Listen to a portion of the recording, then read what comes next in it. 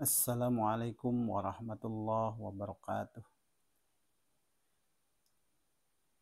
A'udzu billah, bismillah, alhamdulillah, wassalatu wassalamu ala rasulillah Muhammad ibn Abdullah wa ala alihi wa sahbihi wa mawalah. Ma ba'd.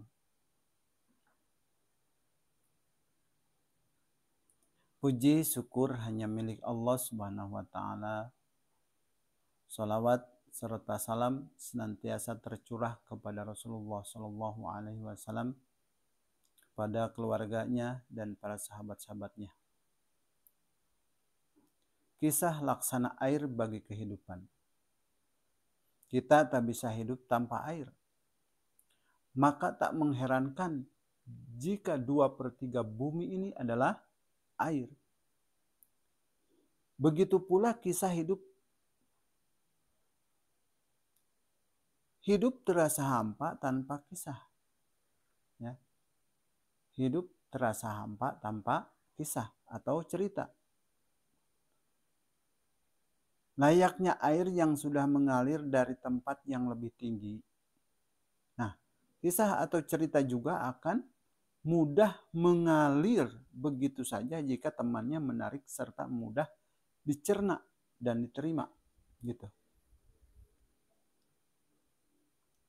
Sejak kecil saya gemar membaca sirah nabawiyah dan kisah para salaf saleh.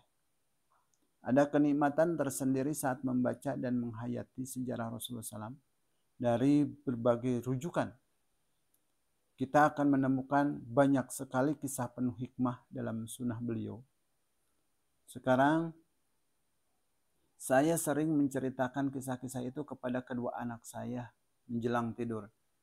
Sampai-sampai mereka merasa ketagihan dan tidak mau tidur jika saya tak bercerita.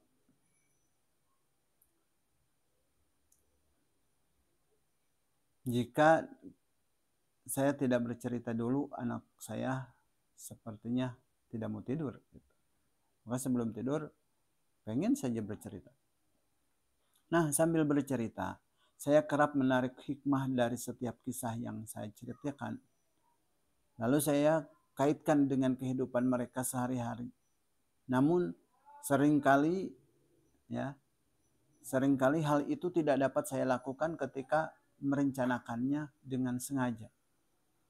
Mendengar cerita memang lebih mengasyikkan daripada mendengarkan ceramah atau pelajaran. Nah, anak-anak juga lebih mudah mencerna isinya. Karenanya berdakwah dengan menggunakan metode kisah merupakan salah satu cara ampuh dalam menarik minat kaum muslimin untuk mencintai Islam. Nah, suasana atau cara yang ada di sini, tema yang saya akan bacakan ini menghimpun kisah-kisah terpilih dari kehidupan Rasulullah SAW. Tentu saja Anda tidak akan menemukan sirah Rasulullah SAW yang lengkap dalam cerita di dalam buku atau di dalam kitab sirah nabawiyah ini. Karena cerita ini memang berisi penggalan-penggalan kisah Rasulullah SAW yang disusun berdasarkan beberapa tema, yaitu satu, nubuah dan mukjizat Rasulullah SAW. Kedua, Rasulullah SAW bersama keluarga dan anak-anak. Ketiga, Rasulullah SAW bersama sahabat. Keempat, keutamaan akhlak. Kelima, amar ma'ruf nahi munkar. Keenam, Rasulullah SAW dalam peperangan. Ketujuh, iman dan takwa. Di sini ada 3 tema ya. Tadi 1, 2, 3, 4, 5, 6, 7. Ada 7 tema yang saya akan bahas.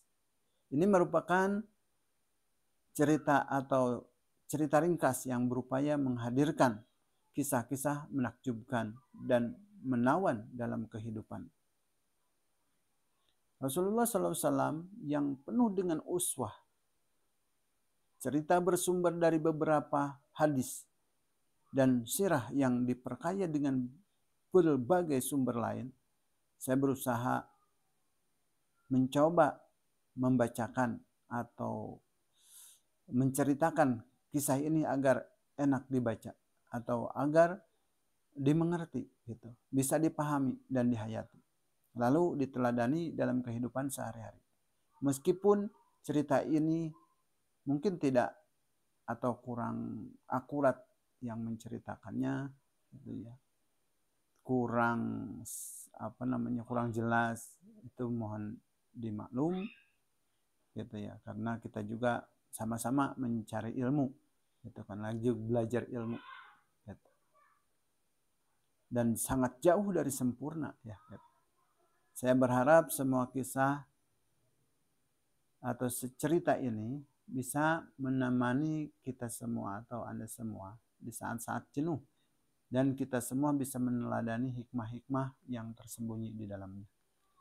Tentu saja masih banyak kekurangan dan kelemahan ya di dalam cerita saya ini, bukan kisahnya tapi yang menceritakannya mungkin ya. Nah, yang semuanya berasal dari saya pribadi yang menjadi apalah gitu. Kita masih dalam belajar, pasti senantiasa kita mengharapkan kritik dan saran dari para pendengar demi perbaikan dan masa depan. Semoga menjadi setetes ilmu yang bermanfaat bagi saya dan umumnya buat hadirin sekalian di mana saja Anda berada, supaya menjadi amal jariah saya wabil khusus dan umumnya adalah hadirin sekalian yang mendengarkan. Oke, kalau gitu kita lanjut kepada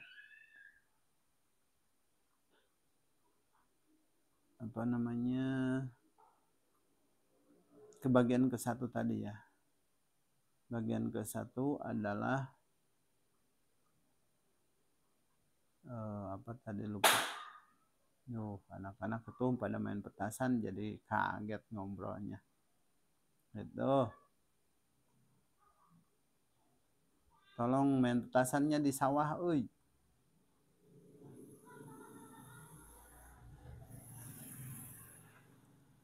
Hadirin sekalian.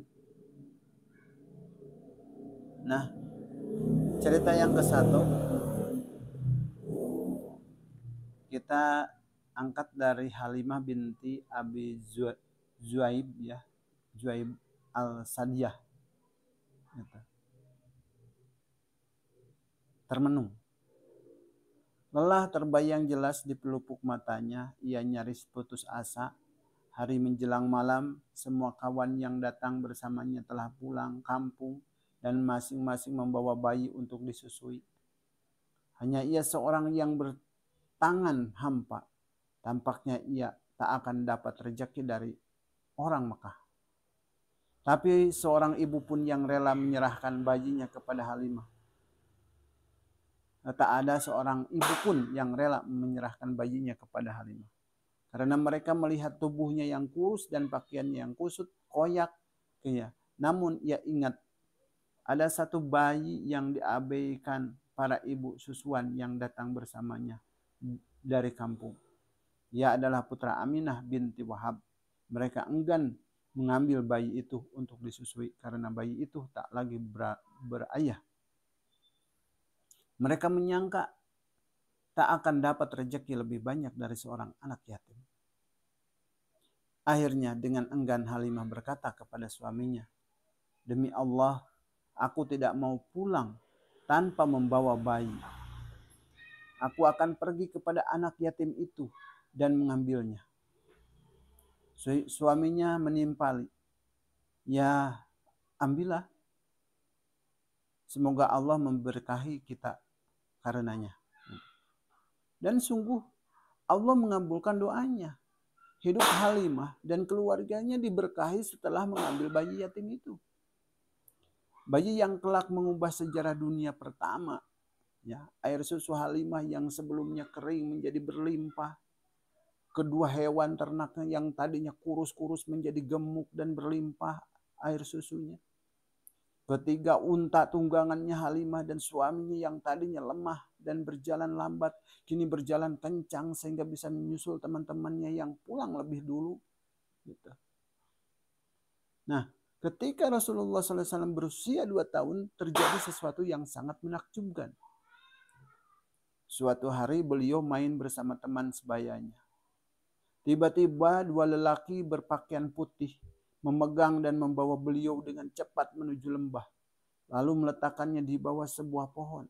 Lalu kedua laki-laki itu membelah dadanya dan mengeluarkan hatinya. Mereka mengeluarkan segumpal daging dari dalam hatinya. Salah seorang berkata, ini adalah bagian setan. Lalu keduanya mencuci hati Rasulullah dengan air jam-jam dari wadah yang terbuat dari emas. Setelah itu, mereka mengembalikan hati beliau ke tempat asalnya seraya berkata, ini adalah hati yang telah disucikan Allah dari segala cela. Kemudian mereka pergi meninggalkan beliau. Nah, anak-anak lain yang tadi bermain bersamanya saat itu berlari kencang menuju rumah Halimah dan menceritakan apa yang terjadi. Tentu saja Halimah dan suaminya kaget dan mengkhawatirkan keselamatannya. Mereka bergegas mencarinya ke segenap penjuru. Akhirnya mereka menemukan Muhammad terlentang di bawah sebuah pohon dengan tubuh bermandi keringat. Apa yang telah terjadi padamu, nak? Begitu kata Halimah. Muhammad menjawab, dua laki-laki berpakaian putih datangiku. Mereka memberikan dan membelah dadaku. Lalu mereka mengambil sesuatu dari dalam dadaku. Aku tidak tahu apa yang mereka ambil.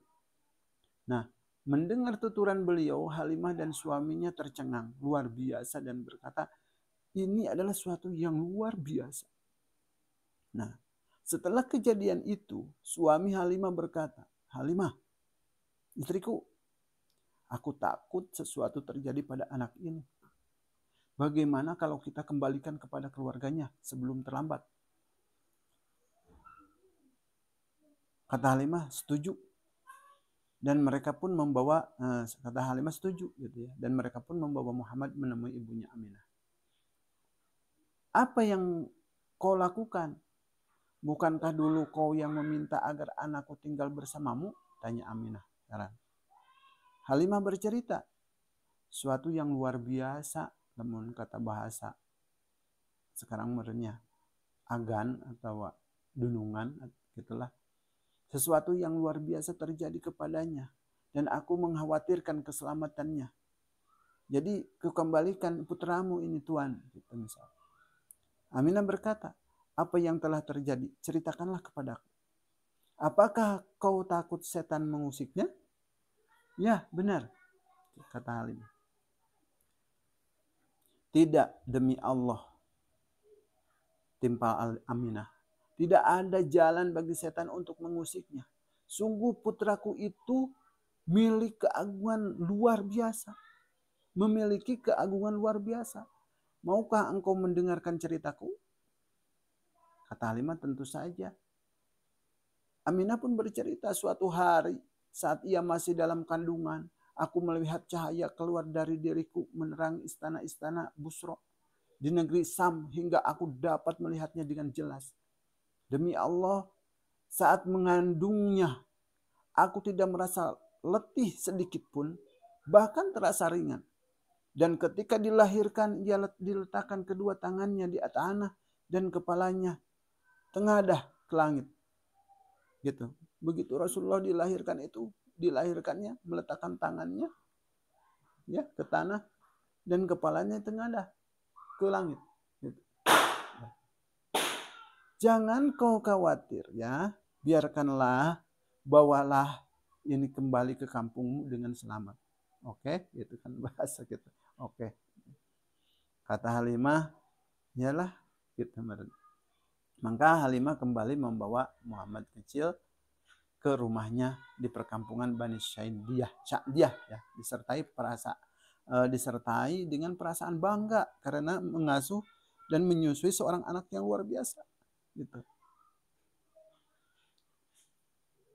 Nah, hadirin yang berbahagia, mungkin ini awal dari kisah Nabi Muhammad SAW begitu dilahirkan yang sangat luar biasa, dan ketika diasuh pun sama Halimah Sa'diyah itu juga luar biasa. Dan di situ ada cerita bahwa dibelah dada, itu dibersihkan hati Nabi Muhammad itu sama malaikat. Menurut riwayat lain Israfil dan Ijrail gitu ya. Israfil dan Ijrail. Menurut riwayat lain itu malaikat Jibril dan Mikail gitu. Yang membersihkan hati beliau itu gitu. Dan setelah itu ya teman-temannya kaget ya melihat bahwa temannya itu yaitu Nabi Muhammad itu dibelah dada, ya langsung dia kucar-kacir pulang gitu, kasih tahu.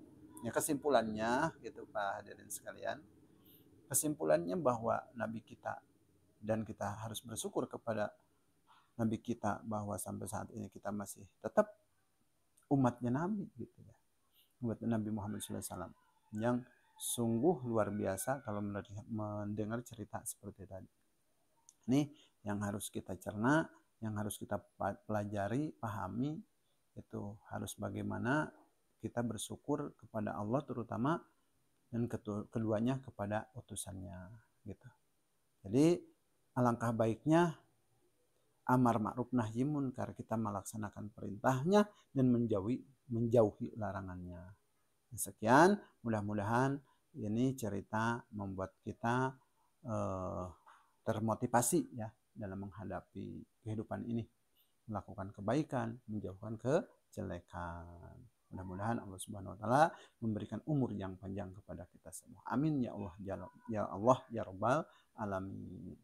Yang belum yang sudah nonton ini gitu ya, yang sudah dengarkan ceramah atau dengarkan cerita ini ya, tonton sampai habis, lalu klik ya, and comment and subscribe.